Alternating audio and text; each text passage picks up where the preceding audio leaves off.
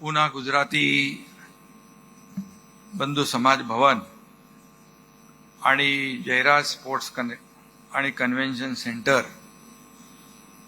या उद्घाटन प्रसंगी उपस्थित केंद्रीय गृहमंत्री आणि सहकारिता मंत्री सगळ्यांचेच आपले लोकप्रिय आणि यशस्वी अमितभाई शाह, आमचे सहकारी उपमुख्यमंत्री अजितदादा पवार, केंद्रीय सहकार तथा उड्डयन मंत्री राज्यमंत्री मुरलीधर मोहोळ, भारतीय जनता पक्षाचे अध्यक्ष रवींद्र चव्हाणजी, उच्च शिक्षण मंत्री चंद्रकांत दादा, माधुरीताई मिसाळ, नितीनभाई देसाई, राजेशजी शाह, जयंतभाई शाह, वल्लभभाई पटेल, राजेंद्र शाह, सुजयभाई शाह, प्रतापराव पवार, व्यासपीठावरील सर्व सन्माननीय मान्यवर आणि उपस्थित सर्व पूना गुजराती बंधू भगिनी आणि पत्रकार मित्रांनो,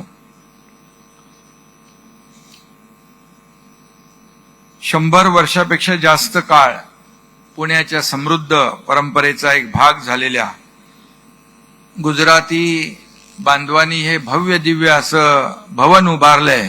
त्यांचं मी मनापासून अभिनंदन करतो, मनापासून शुभेच्छा देतो.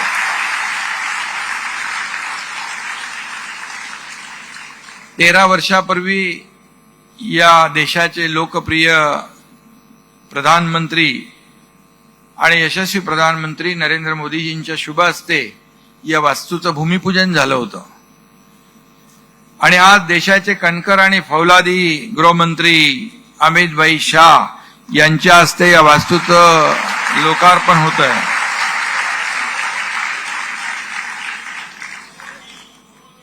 आज का दिन बहुत ही पूना गुजराती बंधु समाज के लिए एक ऐतिहासिक है.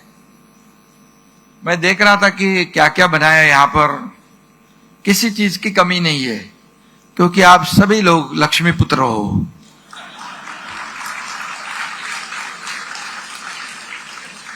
तो कोई कमी पड़ने की बात ही नहीं है. और इसके लिए अब सपना जो आपका है ये वास्तव में आ गया, आज पूरा हो गया. और मैं ये भी कहूंगा कि मोदी जी जिन कार्यों का भूमि पूजन करते हैं वे तेज गति से पूर्ण होते हैं.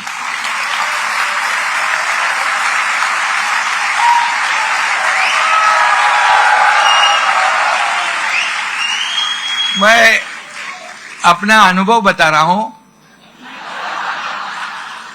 जो समृद्धि हाईवे हुआ, कोस्टल रोड हुआ, अटल सेतु हुआ, मेट्रो जैसे कई उदाहरण है जिसका भूमि पूजन भी और उद्घाटन भी मोदी जी ने किया.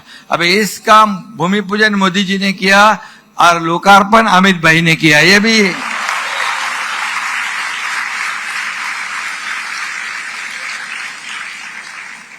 क्योंकि अमित भाई और मोदी जी हमारे लिए कोई अलग नहीं है. मोदी जी की छाया अमित भाई है और अमित भाई का स्पर्श होने पर उस कार्य का सोना हो जाता है. जैसे मैंने अभी अभी कहा कि आप सभी लोग लक्ष्मी पुत्र हो. और मुझे हमारे आनंद के साहब के बताए हुए बातों की याद आती है.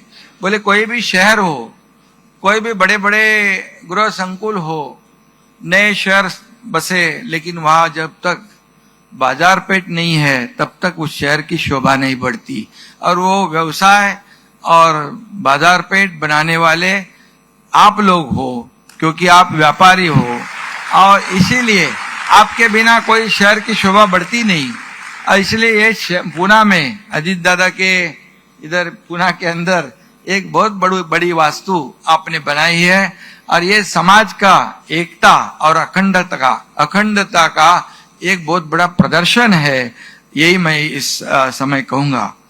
इसलिए इस सेंटर के कार्य का भविष्य और विस्तार होगा, क्योंकि अमित भाई ने इसका उद्घाटन किया है अमित भाई ने हमेशा राष्ट्रहित को सर्वोपरि रखा है। वे चुनौतियों को, चैलेंज को अपॉर्चुनिटी समझते हैं और उनकी कार्यशैली में दृढ़ता है, संकल्प है।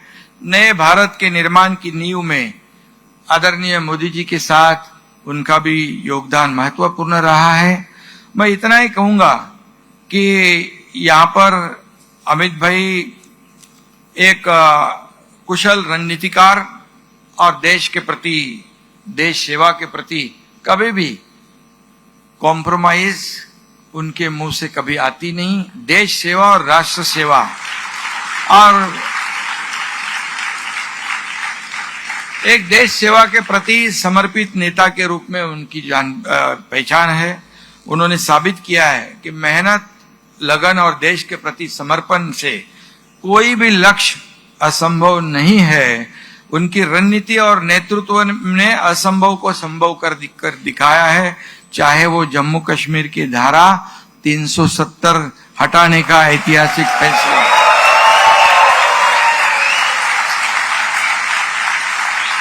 या फिर नागरिकता संशोधन अधिनियम जैसे साहसिक कदम हो।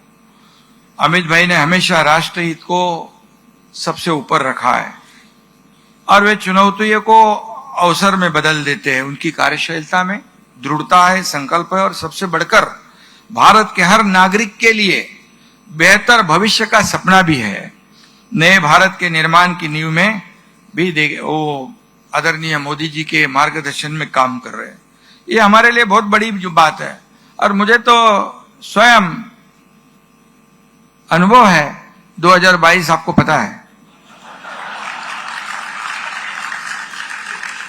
और देश में, राज्य में आप देखे दुकानें बनते, मकाने बनते, मंदिर बनता, सब कुछ बनता, त्योहार बनते, सब बनता, सब स्पीड ब्रेकर थे। लेकिन उस वक्त आम जनता की सरकार लाने की आवश्यकता थी और उस वक्त मैं जरूर कहूंगा और गर्व से कहूंगा, मोदी जी का मार्गदर्शन तो था ही, लेकिन अमित भाई मेरे पीछे चट्टान की तरह खड़े थे।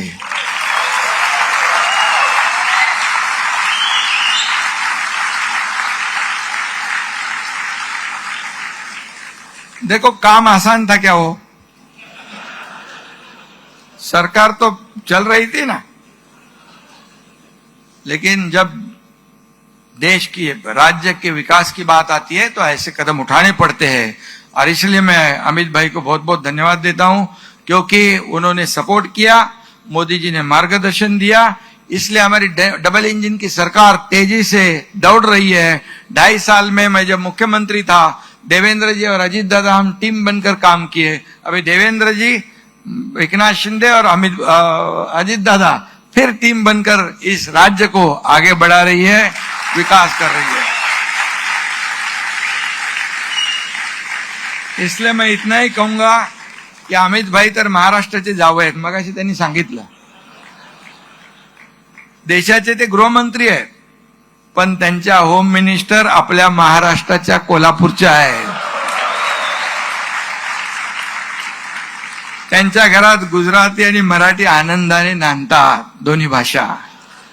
आणि म्हणून महाराष्ट्र आणि गुजरात या दोन्ही राज्यांनी विकास, उद्योग आणि संस्कृतीच्या क्षेत्रामध्ये नेहमीच देशाला दिशा दाखवलेली आहे. आणि म्हणून मी आपल्या सगळ्यांना मनापासून खूप खूप शुभेच्छा देतो.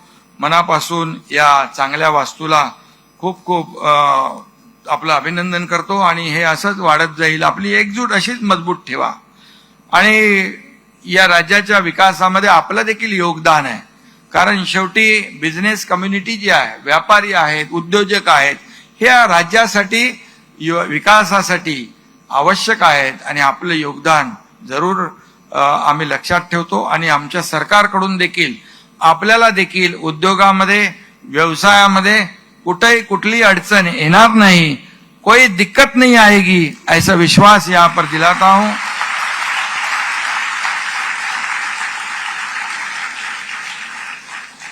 और अमित भाई के लिए जाते जाते एक शेर सुनाओ.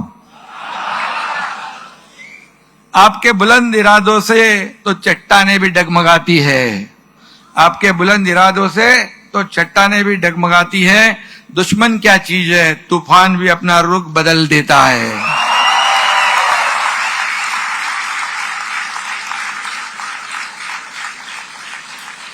आपके आने से यहाँ की हवा का नूर बदल जाता है, आपके आने से यहाँ की हवा का नूर बदल जाता है। आपके नाम से हर शख्स आदब से झुक जाता है। धन्यवाद। जय हिंद, जय महाराष्ट्र, जय गुजरात।